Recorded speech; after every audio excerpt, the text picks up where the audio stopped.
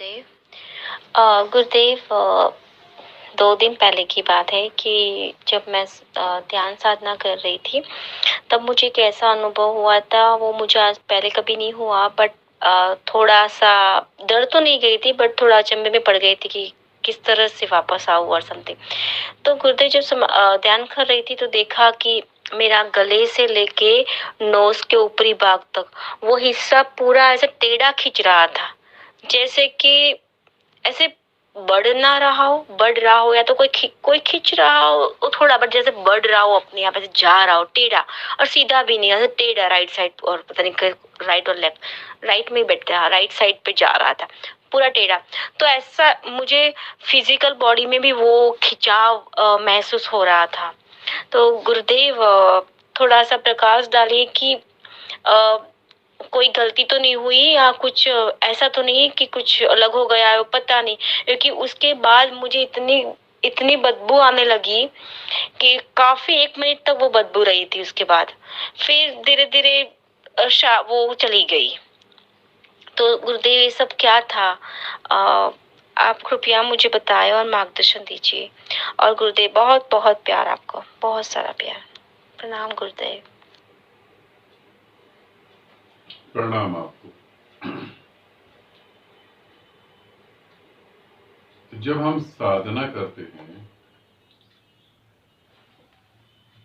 और साधना करते करते हमें बहुत अनुभव होते हैं, और उन अनुभव के बीच में कहीं भी कुछ अटपटा नहीं होता है, कहीं भी कुछ रिस्की नहीं होता है,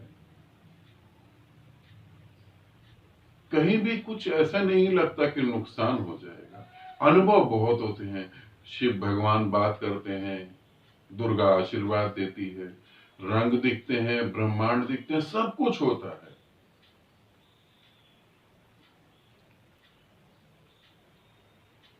और हम कई साल से साधना करते हैं। तो ये ऐसे ही हो गया जैसे एक आदमी तैरने के लिए जा रहा है, तैरना सीखना उसे। एक आदमी को तैरना सीखना है और एक आदमी को कार चलाना सीखना है। तो जैसे ही उसने सोचा कि मैं तैरना सीखूंगा, अब वो गया समुद्र के किनारे, नदी के किनारे, और वो लेट गया और तैरना चालू कर दिया, और अच्छे से तैर रहा है। कई बार हाथ चलाना भूल गया, कई बार पांव चलाना भूल गया। ना तो उसकी नाक में पानी जा रहा है, ना पानी से उसे कोई डर लग रहा है, ना उसके मुंह में पानी जा रहा है, कहीं कुछ नहीं हो रहा है, बिल्कुल कंफर्टेबल। समुद्र की गहराइयों में भी जाऊंगा, ऐसा भी उसे भरोसा हो गया है। उसे ऐसा भी लग गया कि अरे ये समुद्र तो मैं पूरा पार कर दूंगा, छोटा सा है, इसमें है ही क्या। इतना कॉन्फिडेंस हाई हो गया है, कहीं कोई खतरा नहीं है। तो ध्यान रखना, वो समुद्र में तैर नहीं रहा, वो सिर्फ रेत में हाथ पांव मार रहा है। समुद्र में तो गया ही नहीं, अभी रेत में ही पड़ा हुआ है। और रेत को ही समुद्र समझ लिया, क्योंकि समुद्र दिख भी रहा है और रेत में पड़ा हुआ है। ना तो नाक में पानी जाएगा, ना मुंह में पानी जाएगा, कोई खतरा ही नहीं वहां तो। एक आदमी कार चला रहा है, 200 की स्पीड पे चला रहा है, 250 की स्पीड पे चला रहा है, कोई एक्सीडेंट का खतरा नहीं है, कोई भी खतरा नहीं। ना तो कोई उससे एक्सीडेंट कर सकता, ना वो किसी को एक्सीडेंट कर सकता है। हाई स्पीड पे कार जा रही है, और ठीक ठाक ब्रेक लगा के कार रोक भी दी, कार से उतर भी गया। तो समझ लेना कि वो स्टेयरिंग पकड़ के घर में बैठा कार चला रहा होगा, सड़क पे कार नहीं चला रहा। सड़क पे कार चलाएगा तो पहले तो यही होगा कहीं एक्सीडेंट ना हो जाए, गाड़ी के हॉर्न भी सुनाई देंगे, कोई साइड भी मार देगा, बहुत सारी। तो वो घर में स्टेयरिंग पकड़ के घुमा रहा है, कोई खतरा नहीं है। बहुत सारे गुरुओं के साथ जब तुम जुड़ के साधना करोगे तो यही होगा, कोई खतरा नहीं है। नाम सिमरण कर रहे हो, उठ गए हो 3 बजे 4 बजे, कर रहे हो, कोई खतरा नहीं। ब्रह्मचर्य का पालन कर रहे हो, कोई खतरा नहीं। मंत्र जप रहे हो, कोई खतरा नहीं। तुम रेत पर लेटे हुए हो और हाथ पांव मार रहे हो, तो खतरा होगा कहां से? खतरा तो जब होगा ना, जब समुद्र में उतरोगे, जब अपने जीवन में ठीक किसी गुरु से जुड़ जाओगे।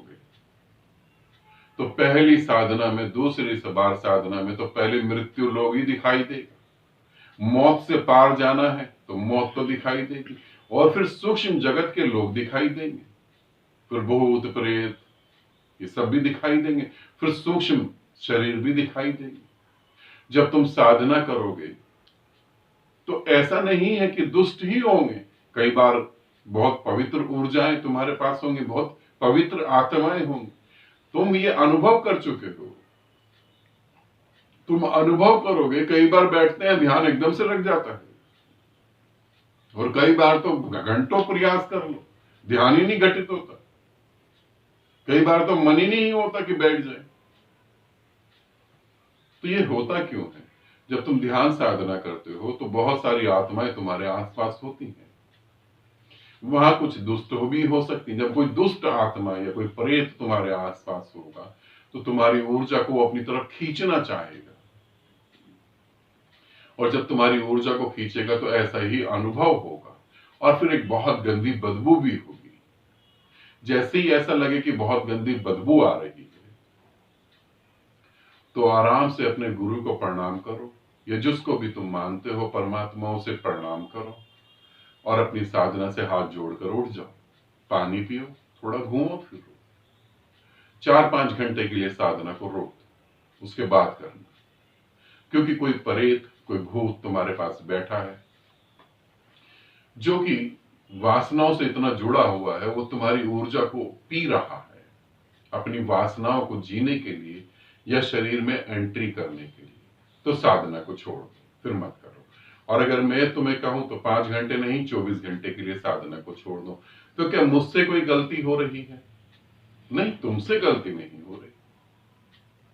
तुम कार चलाना जानते हो, तुम बाइक चलाना जानते हो, तुम सड़क पे कार चला रहे हो, बाइक चला रहे हो, एक्सीडेंट हो गया, जरूरी नहीं है तुमसे गलती हुई हो, दूसरे से भी गलती हो सकती है, दूसरा भी गलत चला सकता है। सड़क पे उतरोगे तो एक्सीडेंट का खतरा बना रहेगा। सही गुरु के साथ जुड़ के साधना करोगे तो ये सब चीजें तो घटित होंगी होंगी। अरे जिस रास्ते जाना है उस रास्ते के लोग भी तो मिलेंगे ना। तो घबराओ नहीं। तुमने कहा डर तो नहीं लगा, वो तो मैं भी जानता हूं कितना डर लगा और कितना नहीं लगा। ठीक है, तुमसे गलती नहीं हुई, ऐसा स्वाभाविक है, हो जाएगा, हो जाता है। साधना में डूबो। ऐसा अगर कहीं गंदी बदबू आ रही, कुछ अटपटा लग रहा हो, तो साधना से उठ सकते हो और अपने गुरु से बात कर सकते हो। ठीक, आनंदित रहो, सदा खुश रहो। बहुत बहुत प्रेम आप सभी को।